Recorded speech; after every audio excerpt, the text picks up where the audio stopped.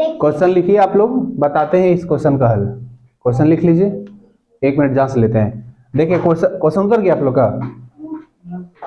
Question लिखिए, देखिए question क्या कह रहा है कि यदि a अनुपात b बराबर 2:3 है और b अनुपात c बराबर 4:5 है, तब आप हमको a b c तीनों का अनुपात बताइए साथ में। ठीक है, क्वेश्चन लिखे हैं आप लोग। देखिए अब इसको बनाएंगे कैसे। सबसे पहले ये समझिए क्या दिया गया है आपके पास। दिया गया आपके पास क्वेश्चन में है a अनुपात b बराबर 2:3 और दिया गया है b अनुपात c बराबर 4:5। ये दिया गया है और पूछ क्या रहा है आपसे, a अनुपात b अनुपात c। इस प्रकार से देखो, पहले ये समझो, यहां पर b का वैल्यू अगर देखें, उतर गया।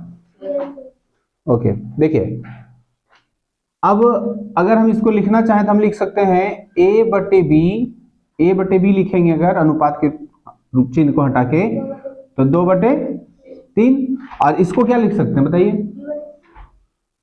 b/c और इधर 4/5।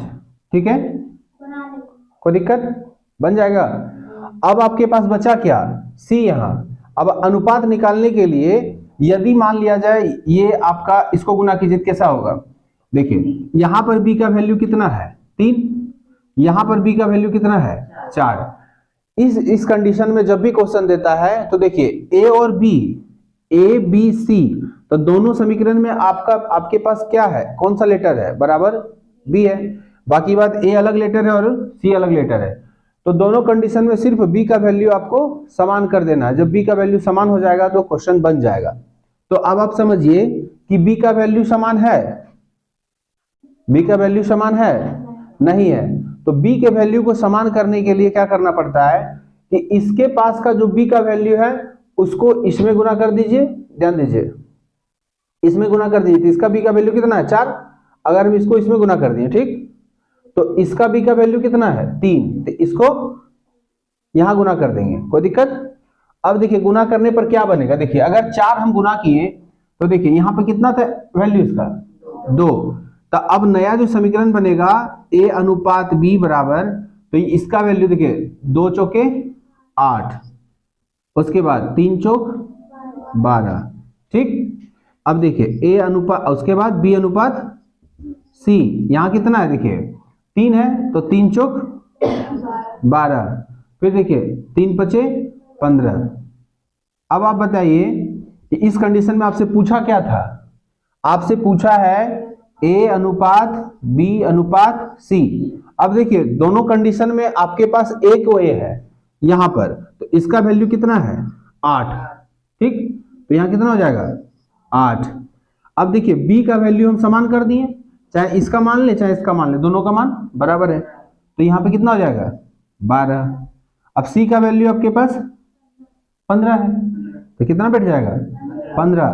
तो ये क्या हो गया आपका आंसर। ये क्वेश्चन अच्छा विद्यार्थी से नहीं बन पाता है, इसलिए इस कंडीशन का क्वेश्चन बता दिए और जल्दी से उतारिए, अगला क्वेश्चन बताते हैं।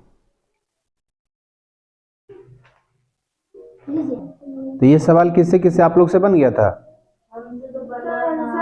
चलिए 1 मिनट देखते हैं। देखिए मुकेश अपने बैंक खाता में डाला कितना 1000 रुपया। सबसे पहले उसके पास जो राशि था, उसके पास कुल राशि कितना था 1000 रुपया। पहले से समझिए 1000 रुपया था, और क्या कह रहा है कि प्रति वर्ष 8 रुपया का ब्याज मिलता था। ठीक है, 8 रुपया का अगर ब्याज मिला, तो अगर आप समझिए ब्याज अगर मिलता है तो 100 रुपया पर कितना मिला था 8 रुपया। 8% का मतलब क्या हुआ, 8 रुपया का मतलब हुआ उसको 8% एक्स्ट्रा। जैसे कहते हैं कोई किसी को कर्ज दिया 5% पर, मतलब कि 100 रुपया तो था ही उसका, अब 5 रुपया एक्स्ट्रा लेता है, इसीलिए 1000 का 50 रुपया हो जाता है एक्स्ट्रा। तो उसी तरह बोल रहा है कि बैंक में जब जमा किया तो बैंक उसको 8 रुपया प्रति वर्ष, पर क्या बोलता है प्रति वर्ष उसको 8 रुपये का ब्याज देता है। ठीक है, बात समझ, हाँ 8%, वही तो 8% का ब्याज देता है। ठीक, अब देखिए तो सबसे पहले आपके पास जो ब्याज हो गया, ब्याज कितना हो गया 8%। कोई दिक्कत? सबसे पहले ये चेक कीजिए कि यदि वो 1000 रुपया जमा किया तो 8% कितना हुआ, 2 जीरो से 2 जीरो, तो बचा कितना 80 रुपया। ठीक है, बात समझ में आ रहा है? 80 रुपया। अब देखिए ये क्या निकला, अगर वो एक वर्ष में, तो सबसे पहले 1000 जो था उसका 80 रुपया देता है। ठीक है, अगर वो एक साल के बाद निकालने जाता है तो कहता है कि प्रति वर्ष,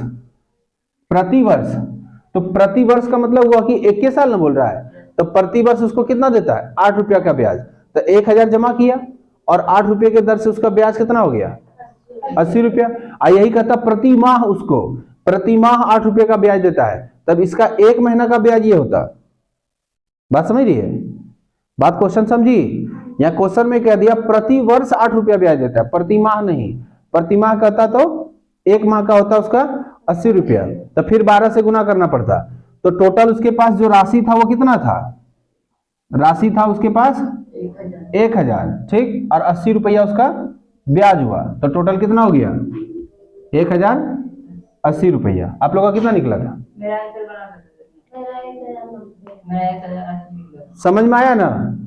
ठीक है, आगे कोई सवाल है तो बोलिए।